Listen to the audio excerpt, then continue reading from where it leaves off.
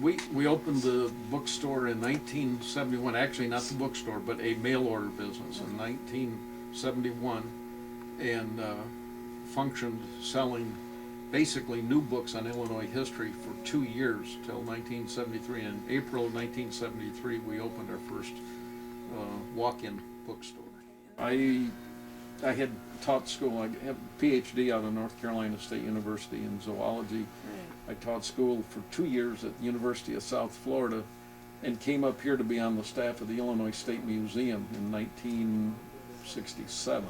Doing the bookstore I started the bookstore absolutely by accident while I was working at the museum. Let's put it this way, I initially, indirectly through contacts I had at the museum, someone offered me a large collection of Illinois history books and had no intention, no thought whatsoever of buying them, but seemed like an interesting collection, and so I did buy them.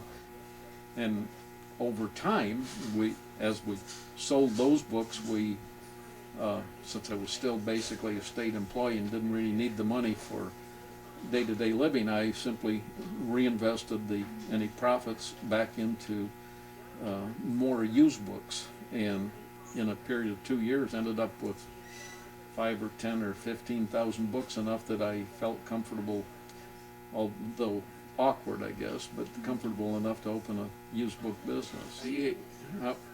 If anything can be random and simply occurring and things getting out of hand only because you do them, this had to be the proximal event. I had no thought of starting a business. It just happened. I really did. It was truly an accident. But it also was a lot of fun in a relative sense. I enjoyed it. I enjoyed the constant research that you had to do.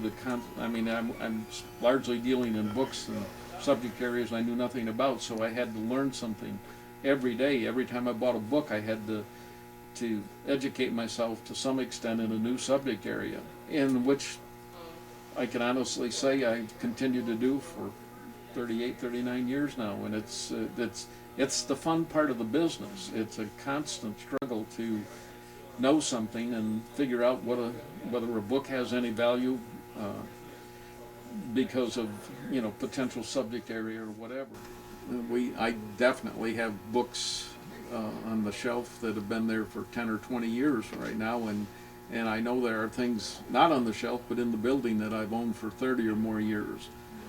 And they're probably very good items, but the hardest part is simply finding the person that wants the book and making that appropriate relationship develop. The use of the computer and the development of sales on the internet has actually, and some of the people that first did internet sales, so they're in from the very beginning, have now admitted that the internet has made many, many, many more rare books common, because in the old days we used to advertise in primarily one journal called the Antiquarian Bookman Weekly, I think, AB Weekly, and we'd advertise for books that we were looking for, and our success rate in finding books that way at best was 10%. If you look for 1,000, you might find 100. Don't worry about Barnes & Noble as a competitor. The only time it really does make a difference is when we do maintain a very small stock of brand new titles in Illinois or Lincoln history. And you might be able to go to Barnes & Noble and get them 10% or 20% cheaper, but it's not significant enough to worry about. And Barnes & Noble sends us customers all day long, and we get calls constantly from people who say Barnes & Noble's told me to check with you for a book, so they help me as much as they hurt me. How many books do you have? Too many, and we don't even know. We're asked that question constantly. Right.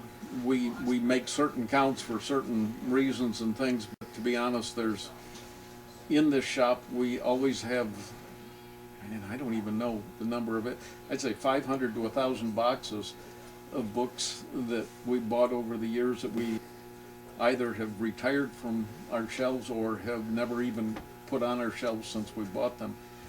We typically cull the good stuff out, so we don't really think we have the good stuff hidden, but we have probably 150 to 250,000 books. That's all I can say. And if I had my druthers, I wouldn't buy 50,000 of them tomorrow for a penny apiece. But in the same context, I don't know what to do with them because I'm unwilling to throw them away.